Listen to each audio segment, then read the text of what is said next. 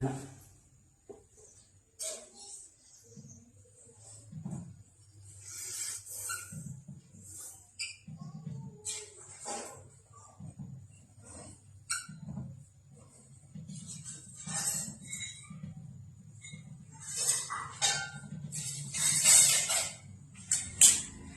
बड़ा हम बात करते हैं हास्यरस की, जो क्या बोलते हैं आपको कक्षा 10 में आता है, कक्षा 12 में आता है। कभी कभी एग्जाम में क्या करता है, परिभाषा भी मालूम कर लेता है आपसे, और कभी कभी क्या होता है उदाहरण दे देता है, उसमें मालूम करता है कि क्या बोलते हैं इसमें किस रस का इस्तेमाल किया गया है, ये इसमें उदाहरण में कौन से रस का प्रयोग किया गया है। ठीक है, तो हम उसको आपको सरल भाषा में पहले परिभाषा समझाएंगे, उसके बाद आपको उदाहरण समझाएंगे कि आपको कैसे छांटना है, क्या करना है, कैसे पता लगाना है कि इसमें हास्य रस है और ये उदाहरण किस रस का है। तो सबसे पहले हम सरल भाषा में क्या करते हैं, हास्य रस की परिभाषा। पहले तो आपको समझना चाहिए कि हास्य रस होता क्या है, हास्य रस किसको कहते हैं। तो हास्य रस का स्थायी भाव बेटा क्या होता है, रस और स्थायी भाव। स्थायी भाव, इसका हास्य को, ये रस हो गया आपका हास्य, और इसका स्थायी भाव क्या हो गया बेटा, हास्य। ये कभी कभी पूछ लेता है कि हास्य रस का स्थायी भाव बताइए, हास्य रस का स्थायी भाव क्या है। तो हास्य रस का स्थायी भाव बेटा हास्य होता है, हास्य रस का स्थायी भाव बेटा हास्य होता है। चलिए अब हम इसकी परिभाषा पे आते हैं। परिभाषा आपको कैसे लिखनी पड़ेगी और उदाहरण में आपको कैसे चेक करना पड़ता है या कैसे पता लगता है कि इसमें हास्य रस का इस्तेमाल या प्रयोग किया गया है। तो सबसे पहले हम वही बात जो बताते चले जाते हैं आपको, सबसे पहले आपको ब्लैक पेन से इसकी परिभाषा लिखनी पड़ेगी। परिभाषा के आगे आपको क्या करना है कि नीले पेन से या डॉट पेन से आपको लिख देना है, ये जेल पेन से। कैसे लिखना है, जब किसी वेशभूषा को देखकर हंसी आ जाए तो वहां हास्य रस होता है, यानी कि कोई ऐसी बात जिससे आप हंसी ना रोक पाए तो बेटा वो वहां क्या होता है, हास्य रस होता है। जैसे कि आप बाजार जाते हैं तो वहां कोई ऐसा व्यक्ति मिल जाता है जो जिसका वेशभूषा या पहनावा आपको अजीब लगे, विचित्र लगे, जिसके कारण आपको हंसी आ जाए, तो वहां क्या होता है बेटा, हास्य रस होता है। ठीक है, ये तो परिभाषा होगी, ये सरल शब्दों में हमने आपको बताई। परिभाषाएं तो बहुत हैं, कुछ इससे कठिन भी पड़ती हैं आपको, तो बच्चों को वो बताया जाए जो समझ में आ जाए। अब ये मैं दोनों की बात कर रहा हूँ, कक्षा 10 की और कक्षा 12 की, ये दोनों में आता है आपको।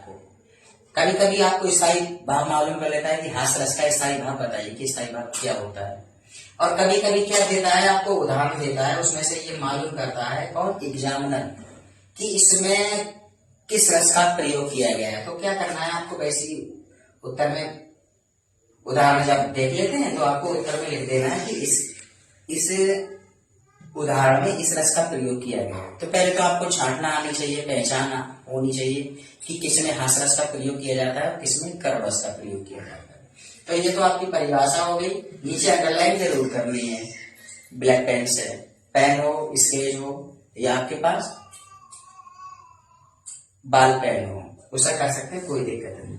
अब उदाहरण पे आते हैं, नंबर 2 उदाहरण में अब हम बताना कैसे छांटा। अब इसमें क्या उदाहरण कहते हैं, तंबूरा ले मंच पर बैठे प्रेम प्रताप। अब इसमें बेटा प्रेम भी आ गया आपका और इसमें साज भी आ गया। प्रेम माने प्रेम भी हो गया, साज भी हो गया। प्रेम से आप अंदाजा लगा सकते हो कि इसमें हास्य रस है। मिले साज मिले 15 मिनट, घंटा भर आलाप। पहले तो आपको यही चार्ट मान लिया कि इसमें क्या प्रेम है। प्रेम किसको कहते हैं, प्रेम आ गया, फिर साज आ गया। जैसे साज, सजना और सवरना, तो ये साज मिले 15 मिनट, घंटा भर आलाप। ये क्या है, इसमें आपका प्रेम आ गया और साज आ गया, क्या इसमें हास्य रस है। ठीक है, अब बताते हैं इसमें क्यों है हास्य रस। उक्त पंक्ति में स्थायी भाव हास्य है, क्योंकि इस पंक्ति में हंसने वाले वर्ज हैं, हंसने वाले प्रेम साज क्या है, वर्ज हैं, अतः ये हास्य रस है। हो गया हास्य रस। ऐसे छांटना है आपको, और ये हर साल आता है आपके एग्जाम में, कक्षा 12 में भी आता है, कक्षा 10 में भी आता है। तो इसमें डरने वाली बात नहीं है कि कैसे छांटेंगे, क्या करेंगे, सब अगर आपको मालूम होता है कि कैसे छांटते हैं और इसका अर्थ क्या है तो आप छांट लेते हैं। इसमें कोई डरने वाली बात नहीं है और ना ही ये साहब बहुत बड़ी कठिन चीज है जो हो नहीं पाएगा। परिभाषा हो गई आपकी, परिभाषा याद कर लीजिए ऐसी ही। और ये उदाहरण, अगर इसके अलावा भी अगर आपको और कोई सा आता हो या आपके और कोई याद हो तो वो भी लिखिए।